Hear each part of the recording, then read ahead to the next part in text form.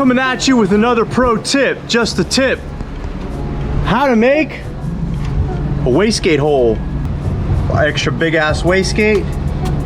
But the tip is how to make the hole. And I can't take all the credit. I stole this from my buddy Kevin over at KFab. So shout out to Kev. I just saw that he posted this up and I was like, fucking smart. A couple different ways you can do this. You can plasma this out, but you know, if you don't have a plasma, you can just do a series of cuts and punch it out this way. This is, you know, this is thick Schedule 40 material, so sitting there with a hole saw or die grinder might be a little complex, so we'll just go ahead and knock it out this way.